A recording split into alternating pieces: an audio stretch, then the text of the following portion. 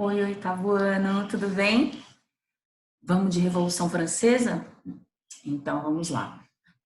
Nós já havíamos iniciado a unidade, inclusive vocês fizeram um trabalho sobre isso, porém, eu venho hoje aqui com essa aula, tá bem dinâmica, trouxe uma apresentação de slides para vocês irem acompanhando e a gente conseguir entender aí alguns aspectos da Revolução Francesa, beleza? Então, vamos lá. Eu vou abrir aqui um arquivo, tá? Sobre a Revolução Francesa, que tem bastante ilustrações, e aí fica mais dinâmico aí para a gente poder trabalhar, tá bom? Então, vamos lá. Primeiramente, periodização, ou seja, o período que durou, né, essa revolução, tá? Ela ocorreu de 1789 a 1799, tá? Foi um conjunto de eventos que culminou nessa revolução, tá?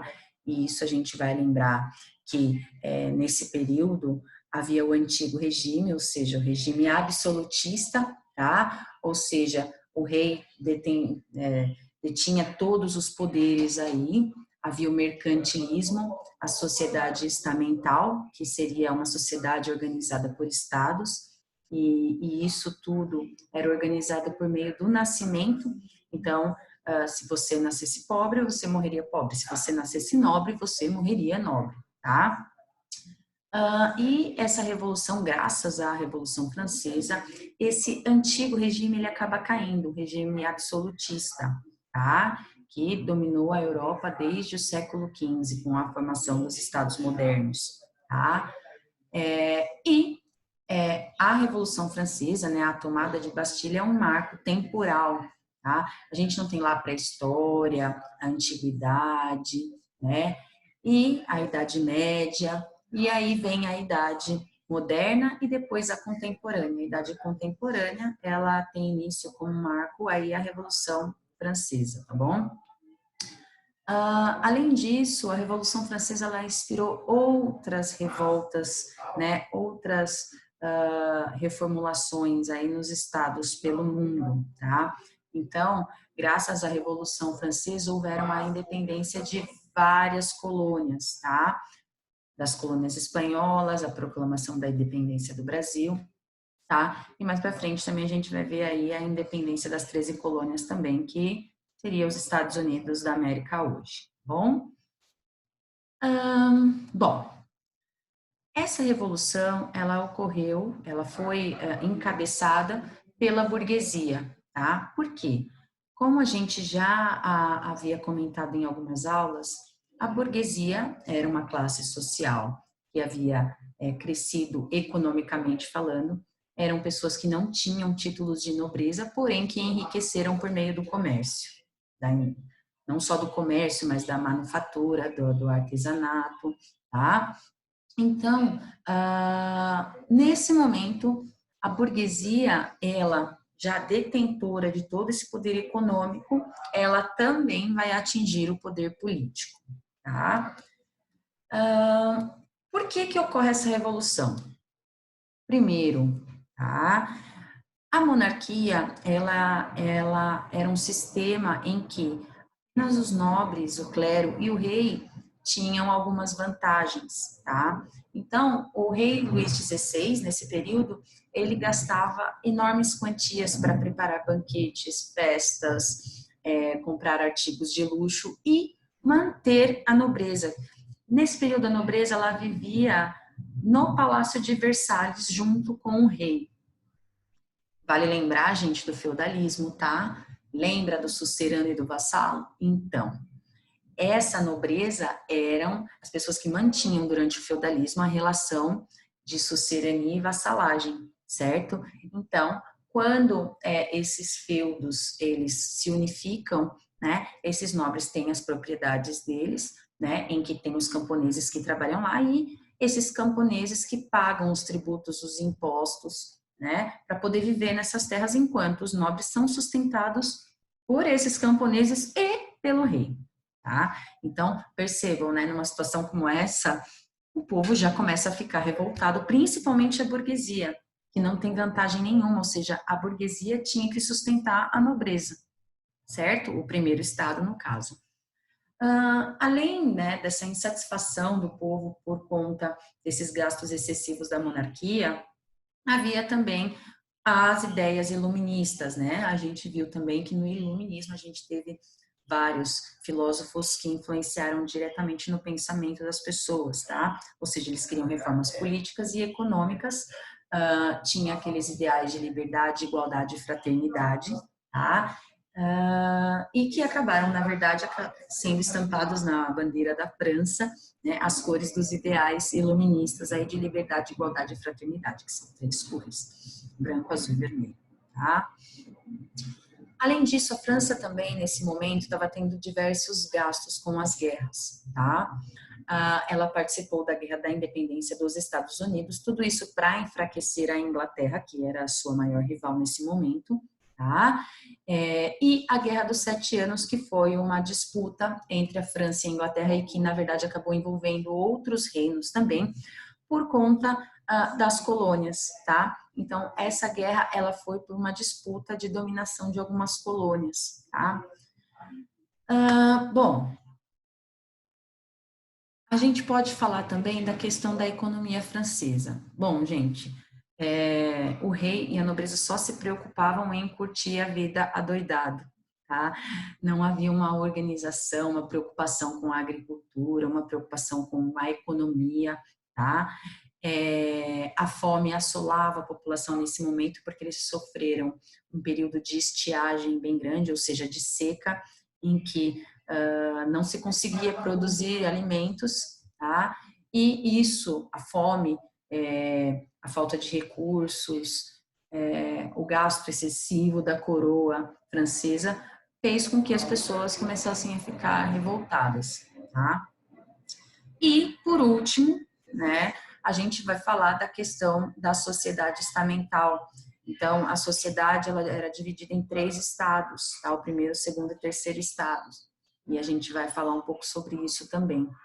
E essa sociedade estamental, ela não permitia uma mobilidade, né? Ou seja, você seria, né, a mesma pessoa dentro da classe social por conta do teu nascimento, do teu sobrenome. Nasci camponês, vou morrer camponês. Nasci da nobreza, vou ter privilégios, tá? E isso revoltava principalmente a burguesia, tá? Que queria ter títulos de nobreza também, obter vantagens, tá bom? No século XVIII, a burguesia começou a se sentir incomodada e prejudicada por conta da intervenção, tá, do Estado na economia, o mercantilismo, ou seja, tudo que era comercializado, produzido, tinha que ter um taxamento, ou seja, as pessoas que produziam, as pessoas que vendiam pagavam altas taxas para o rei para poder vender ou produzir esses produtos, tá? Então, na verdade, o lucro acabava sendo mínimo para quem produzia e para quem comercializava, certo?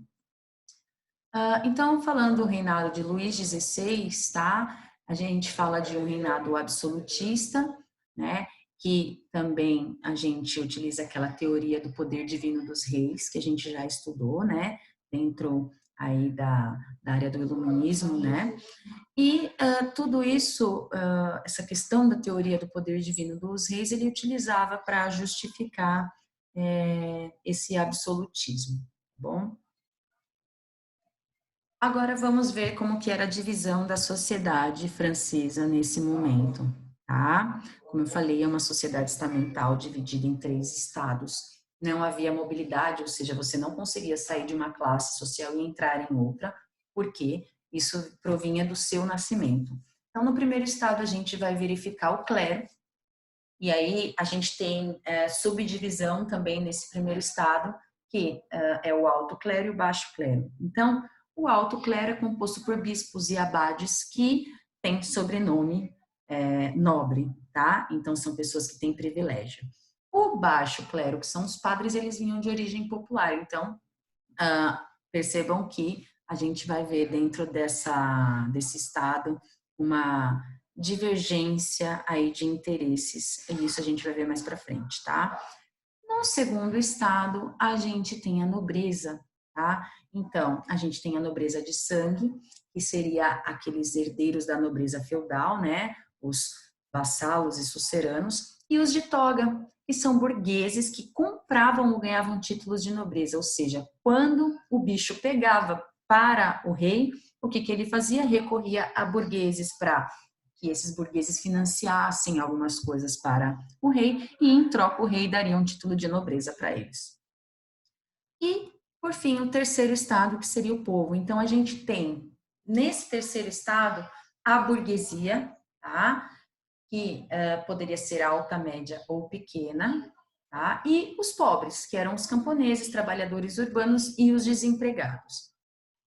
O primeiro e o segundo estado, tá, gente? Eles tinham isenção de impostos.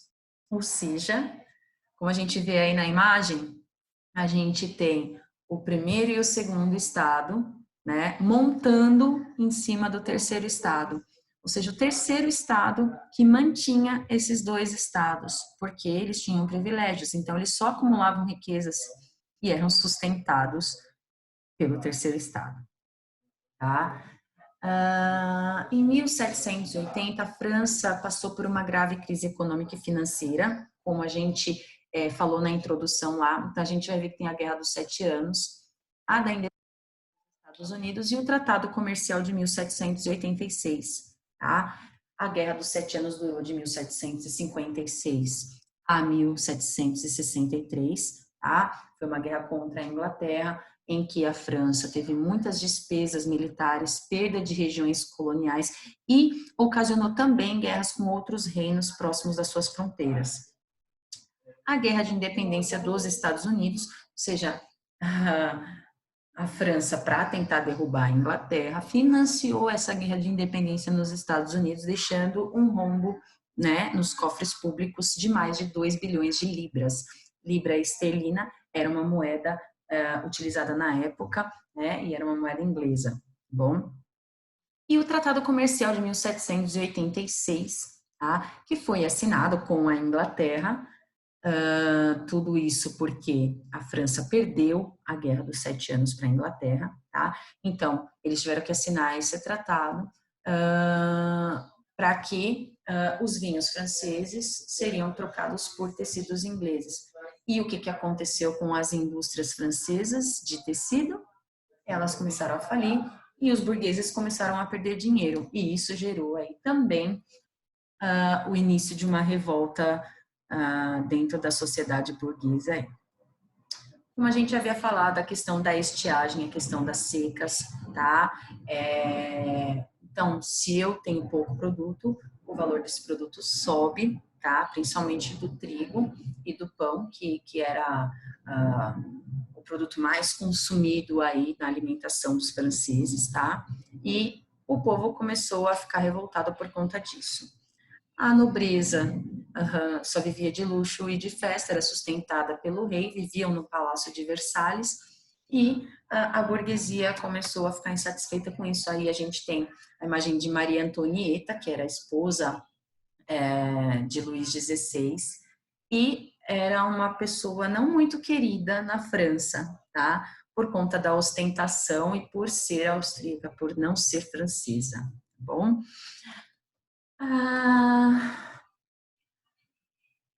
Com o povo se revoltando, os burgueses acumulando mais capital e também alguns perdendo o capital por conta da má gestão da monarquia, isso junto com as ideias iluministas, né, as ideias de liberdade, igualdade e fraternidade, fez com que culminasse na Revolução. Inclusive, a gente tem aí uma pintura do Delacroix, que seria a liberdade guiando o povo de Eugênio, né, para as luzes, para as ideias, para a justiça. Etapas dessa revolução. Então, a gente já chegou a falar em sala sobre a Assembleia dos Estados Gerais em 1789, tá? Essa Assembleia ela foi convocada para resolver a questão dos impostos. Dentro dessa Assembleia, a gente tem representantes dos 3 estados. Então, eu tenho representantes do primeiro estado, tá? Que era cerca de 100 mil habitantes dentro desse primeiro estado. Segundo estado, 300 mil habitantes. E o terceiro estado, 26 milhões de habitantes, tá? Sabendo o número de habitantes na França nesse período, dividiram esses três estados, alguns representantes para representar toda essa população nessa assembleia. Então, vamos lá. O primeiro estado, ele tinha aí 247 membros, tá? O segundo estado, ele tinha 188 membros. E o terceiro estado contava aí com 500 membros, até porque ele representava 95% da população francesa, certo? Vamos lá. Cada estado tinha direito a um voto. Então, eu estou falando do primeiro estado, que é o clero, segundo estado, nobreza e o rei, e o terceiro estado, que é o povo, tá? Então, se cada estado tinha um voto, obviamente, o primeiro e segundo estado sempre iriam ganhar as votações, até porque os interesses deles eram os mesmos, diferente do interesse do terceiro estado. Então, isso começou a gerar violentas discussões nessa Assembleia, e diante da impossibilidade de haver um acordo, né, até porque o terceiro estado queria que o voto fosse, não por estado, mas por cabeça. Se o voto fosse por cabeça, o terceiro estado sairia ganhando, até porque o terceiro estado contava com 500 membros. E se eu somar a quantidade de representantes do primeiro e segundo estado, vai dar 435 contra 500 do terceiro estado. Então, já que não havia aí uma forma de resolver essa questão, o terceiro estado resolveu se separar e criar a Assembleia Nacional Constituinte, tá bom? A Assembleia Nacional Constituinte, ela foi feita no período entre 1789 e 1791, tá? E essa Constituição, né, elaborada pelo terceiro estado, representaria, no primeiro momento, o fim do absolutismo monárquico na França. Com a criação da Assembleia Nacional Constituinte, que até teve a Declaração dos Direitos do Homem, né, alguma organização melhor para a questão dos impostos, tá? O fim do dízimo, o povo começou a falar assim, poxa, peraí, essa galera tá representando a gente e isso vai dar certo. Daí, em Paris, o povo invadiu a antiga prisão da Bastilha, tá? Que era uma prisão para onde o rei mandava presos políticos, né? Pessoas influentes. E a queda da Bastilha, né? Ou seja, a invasão dessa prisão representou simbolicamente aí o fim do antigo regime, tá bom? E o início da Revolução Francesa. Na zona rural, os camponeses acabaram invadindo os castelos, incendiaram as plantações, massacraram membros da nobreza e do clero. Esse período ele foi marcado e chamado como Grande Medo. Tá? A tomada da Bastilha ocorreu em 14 de julho de 1789. Existem diversas pinturas representando, né, a tomada da Bastilha. E é um marco até hoje na França da revolução, da independência, de uma nova era. Tanto que o 14 de julho é a data mais comemorada na França até hoje. Quais foram as decisões dessa Assembleia Nacional Constituinte que foi criada pelo terceiro estado? Então, primeiramente, a Declaração dos Direitos do Homem e do Cidadão, tá? Ou seja, todas as pessoas tinham direito à liberdade e à defesa da sua propriedade privada. Ou seja, não era só por sobrenome, né? Então, você poderia adquirir terras, você poderia ascender socialmente, né?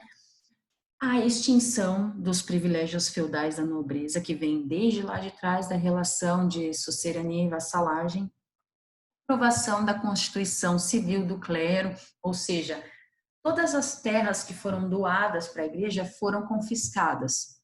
Tá? E esses membros do clero que antes tinham privilégios, agora seriam como, digamos assim, empregados do Estado, tá? Então, eles receberiam aí um pagamento determinado, obviamente, pelo Estado, para exercerem suas funções, tá? E todas as decisões que a igreja tentasse tomar teria que ser subordinada ao Estado francês. Tá? Então, a igreja não poderia tomar nenhum tipo de decisão sem a autorização do Estado.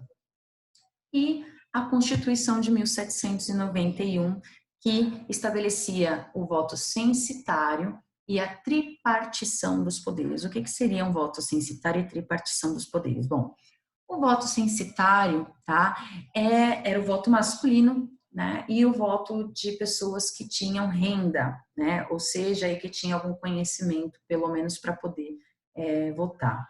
Repartição dos poderes a gente vai voltar lá em Montesquieu, né, a repartição dos poderes entre executivo, legislativo e judiciário, tá bom? Para haver uma organização política dentro do Estado. A gente tem uma pintura ali sobre a Declaração dos Direitos do Homem e do Cidadão, inclusive na página 45 do livro didático vocês têm essa imagem lá também, tá? Então, a partir de 1791, começa a haver a monarquia constitucional. A França não se tornou república ainda, vai demorar ainda para se tornar uma república, porém, há uma monarquia constitucional. Ou seja, Luís XVI acabou acatando essa constituição do terceiro estado, mas ele tentou fugir com sua família para a Áustria, e aí acabou sendo preso no Palácio das Tulheiras. Tá? As outras monarquias absolutistas no entorno da França começaram a perceber que essas ideias seriam prejudiciais para os seus reinos e começaram a organizar aí um ataque à França, tá? Principalmente o reino da Prússia. Então, nesse momento, o que acontece? A Assembleia teve que convocar todas as pessoas, todos os cidadãos para a guerra, para não haver uma invasão no território francês. E a gente tem aí mais uma pintura, né, com a frase: as armas, cidadãos, formai vossos batalhões, marchemos, marchemos, nossa terra do sangue impuro se saciará. A multidão invadiu o local que o rei estava, né, o Palácio de Tulheiras, considerando ele um traidor. E os revolucionários acabaram por pôr fim à monarquia e proclamaram a república. E aí a gente tem uma imagem da invasão do Palácio das Tulheiras, 10 de agosto de 1792. Segunda fase, tá, da Revolução, a gente vai ter a Convenção. Ela vai durar aí de 92 a 93, tá? Os membros dessa convenção foram escolhidos por sufrágio universal masculino, que seria voto universal masculino. Somente os homens poderiam votar, tá? Que pertenciam aos seguintes partidos. Então, a gente vai ter os girondinos, que sentavam-se à direita na Assembleia e representavam a alta burguesia. Os jacobinos sentavam à esquerda, que representavam aí a pequena burguesia, e os sans-culottes. Sans-culottes eram considerados as pessoas pobres, né? Só usava culotte quem era da nobreza, por isso sans-culottes, os sem culottes, tá? E um outro grupo que é a planície ou pântano, que na verdade era um grupo que não tinha uma posição política definida, tá? E sentavam no centro da Assembleia, na parte mais baixa. Então, a planície e o pântano, ora poderiam apoiar os girondinos e ora poderiam apoiar os jacobinos. Olha só, vocês já ouviram falar em algumas conversas de adultos, né, principalmente, eu sou de esquerda, ou eu sou de direita, com relação ao posicionamento político. Esse termo ser de direita ou ser de esquerda, ele existe por causa dos girondinos e dos jacobinos e é utilizado aí no mundo inteiro, principalmente nos regimes parlamentares, para designar aí um grupo composto por pessoas mais conservadoras e que geralmente se preocupam muito mais com a economia, e a esquerda, que seria um grupo aí mais voltado para as questões sociais, mais socialistas, né? E, enfim, é isso. A segunda fase da convenção, ela acabou por decidir, por votação, tá? Depor o rei à guilhotina. E a execução do rei Luís XVI levou as nações absolutistas, né, que da época que estavam próximas, como por exemplo a Áustria, a Prússia, a Espanha, os reinos italianos, Países Baixos e Inglaterra, formaram uma coligação contra a França. Tá? Dentro da França, houveram alguns movimentos antirrevolucionários, tá, de camponeses que foram orientados aí por padres reacionários e pela pequena nobreza, que a gente vai chamar de Vendéia, a não concordar com essas novas convenções.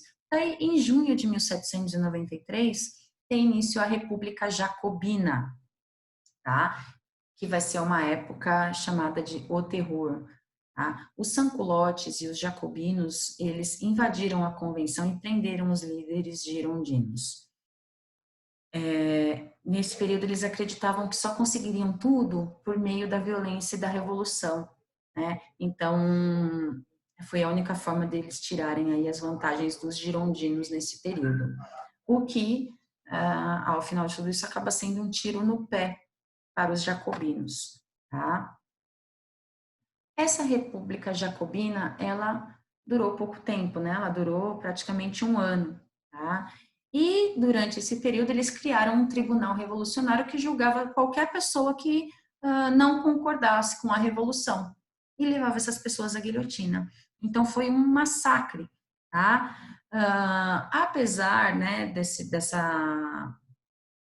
quesito ruim dentro da República Jacobina, houveram algumas coisas boas também, tá? Então, eles criaram o ensino público e gratuito, aboliram a escravidão nas colônias, começaram a criar um tabelamento dos preços dos alimentos e o voto universal masculino, ou seja, você não precisava ter privilégios para poder votar, você só sendo homem você poderia votar. O que acontece? Por conta dessas execuções que eram diárias nas praças, em público, tá? Os jacobinos acabaram perdendo grande parte da sua popularidade, tá? E levou a volta dos girondinos ao poder no golpe do 9 Termidor, tá? Lembrando que Termidor, Brumário, é referente a meses, tá? Dentro aí do calendário francês, por isso eles recebem esses nomes. A reação termidoriana, ela durou também um ano, tá?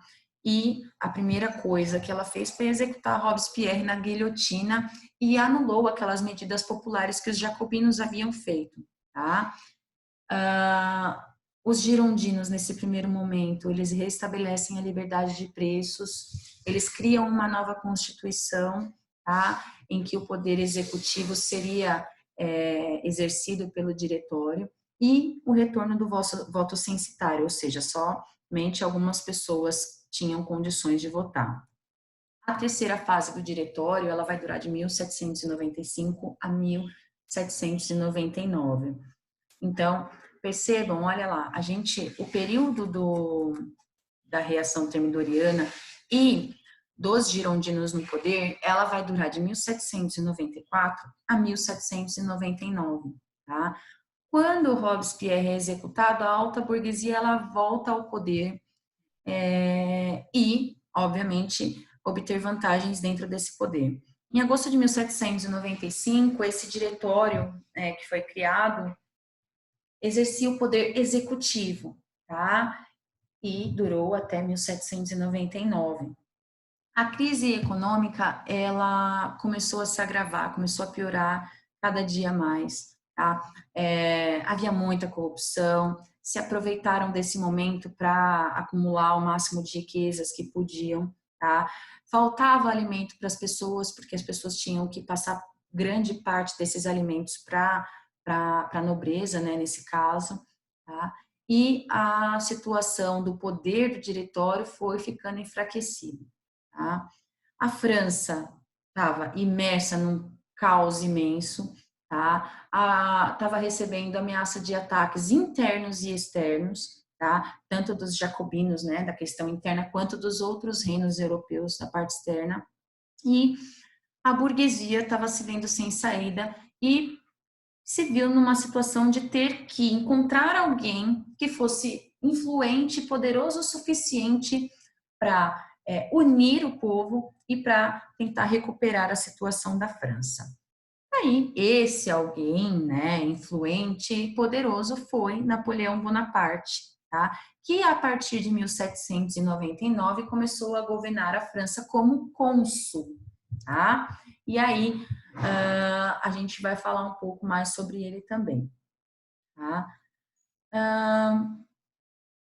Como eu falei, a França, ela enfrentava aí ameaças de ataques por parte de vários reinos europeus, tá? E Napoleão, nesse período, era um grande gênio militar, tá? Então, para que consolidar a república burguesa dentro da França, tá? Os girondinos apoiaram o golpe do 18 Brumário, aonde Bonaparte conseguiu derrubar aquele diretório, né, e instituiu o consulado, ou seja, ele era o cônsul francês agora. Tá? Então, gente, por hoje é isso, tá? Depois a gente vai ter algumas atividades a respeito dessas aulas. E se vocês tiverem dúvidas a respeito do tema, podem me mandar mensagens pelo Positivo On. Estarei disponível e ficarei muito feliz em poder sanar as dúvidas de vocês, certo? Um beijo e até a próxima.